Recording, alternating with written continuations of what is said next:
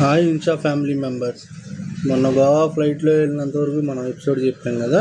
ఇది గోవా వెళ్ళిపోయిన తర్వాత అనమాట.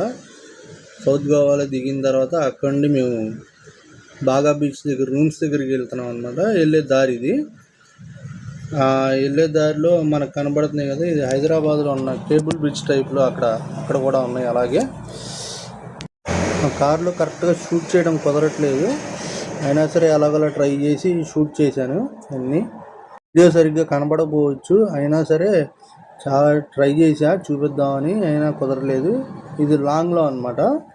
ఆ బ్రిడ్జ్ వేరు, ఈ బ్రిడ్జ్ వేరు. లొకేషన్స్ ఎక్కడ చూసినా ఒకేలాగా ఉన్నాయి. ఆ బ్రిడ్జెస్ కానీ, ఇంకా మేము వెళ్ళే దారిలో రోడ్డు ఇంకా కన్స్ట్రక్షన్ అవుతుంది, అది తీలేకపోయాము మేము. ఆ రోజు ఈవినింగ్ రష్యన్ పబ్ అనమాట. రష్యన్ పబ్ వచ్చాం. అక్కడ 2000 రూపీస్ ఎంట్రన్స్ ఫీజు ఉంటుంది. Unlimited drink, unlimited food.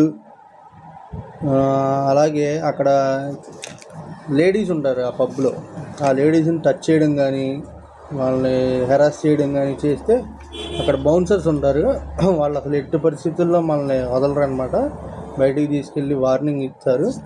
ఇంకా ఓవర్ చేస్తే మాత్రం మన కోటింగ్ ఇచ్చేస్తారు. వీడు ఆరిఫ్ అని మా ఫ్రెండ్, వీడు మాతో పాటు వచ్చాడు గోవా. దోలోడు అంటే దోలోడు, చూడండి కనబడుతుంది కదా, మామూలు దోలోడు కాదు.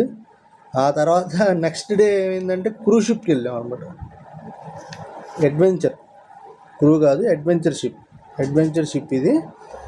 ఇక్కడ మన అడ్వెంచర్ షిప్లో క్యాసినో అని వేరే షిప్, అవతల వేరే షిప్ ఒకటి ఉంది. అది నేను చివరిలో మీకు చూపిస్తా. అది వీడియో తీసాను, నాకు గుర్తులేదు. అది నేను చూపిస్తా ఖచ్చితంగా. వీళ్ళు ఫస్ట్ ఇన్స్ట్రక్షన్స్ చెప్తారనమాట మనకి. షిప్ ఎక్కంగానే మీరు నీళ్ళల్లో దూకినా, లేకపోతే ట్రై చేసిన నీళ్ళల్లో ఏమైనా వాటర్ బాటిల్స్ కానీ, బీర్ బాటిల్స్ కానీ, పేపర్స్ కానీ ఏమీ వేయకూడదు. వేస్తే వాళ్ళు పనిష్మెంట్ ఇస్తారు. పైగా ఆ షిప్లో వెళ్తుంటే అటు సైడ్ ఇటు సైడ్ కొండలుండి మధ్యలో ఇది ఒక నది పాయ అని చెప్పారు మాకు. అది సముద్రం కాదు, అది నది పాయ అని చెప్పారు.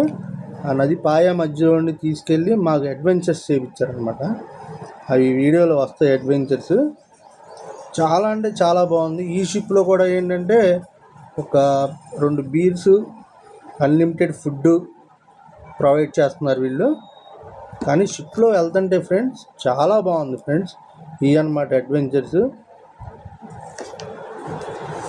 ఫస్ట్లో నాకంటే ముందు ఒకడు అడ్వెంచర్ చేయించడానికి ఇలాగే తీసుకెళ్ళి పడేసాడు దానిలో. పాపం ఆడు ఈత కొట్టుకుంటూ బయటకు వచ్చాడు.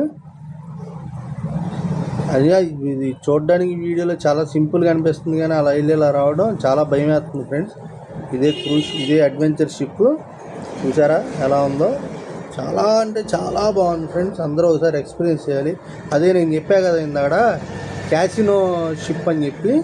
ఇది క్యాసినో వెళ్ళడానికి దారి అనమాట. ఇది మేము వెళ్ళిన క్రూజ్ షిప్. ఇది క్యాసినోకి వెళ్ళడానికి రూట్. అదిగోండి అక్కడ కనబడుతుంది కదా బోట్స్, అవన్నీ క్యాసినో బోట్స్ అనమాట. అంటే అక్కడ మనం వెళ్ళి ఆడొచ్చు, క్యాసినో ఆడొచ్చు. దానికి కూడా వాళ్ళు టికెట్స్ అవన్నీ ప్రొవైడ్ చేస్తారు. మనం అక్కడ చెప్తే ఇంత అమౌంట్, హ్యూజ్ అమౌంట్ తీసుకుని. ఇవ్వండి ఫ్రెండ్స్, ఇదొకటి అనమాట. వీడు ఎదురుగా కూర్చున్నాడు, ఇంత డ్యాన్స్ చేసింది ఆడే, ఆరిఫ్ అని, కళ్ళజోడు పెట్టుకున్నవాడు. అసలు అక్కడ చేసిన దూల పనులు మామూలు కాదు. వాళ్ళకు కూడా కోపం వచ్చేసింది. అక్కడ నుంచున్నాడు కదా ఒకడు మనుషులను పట్టుకుని, వాడు వాడిని తిట్టాడు కూడా. ఎందుకు ఇలా చేస్తున్నావు, దానిలో పడిపోతే ఏమన్నా బయటికి రాలి, చాలా లోతు ఉంటుందంట అది. అయినా ఆడు వింటలేదు, వినకుండా దూల పనులన్నీ చేశాడు. ఇప్పుడు చూడండి ఎలా చూస్తున్నాడు కెమెరా వైపు.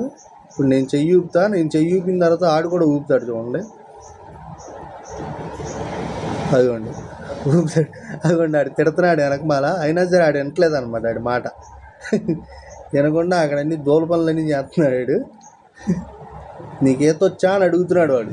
ఆ రోజు నాకు సిచ్యువేషన్ గుర్తుంది. నీకేతొచ్చా అని అడిగాడు. వచ్చా అని అడిగితే నాకు వచ్చి, ఈడికే రాదు, వెనకమాల కూర్చున్నాడు కానీ ఆడికి అసలు ఈతే రాదు. Okay friends, bye.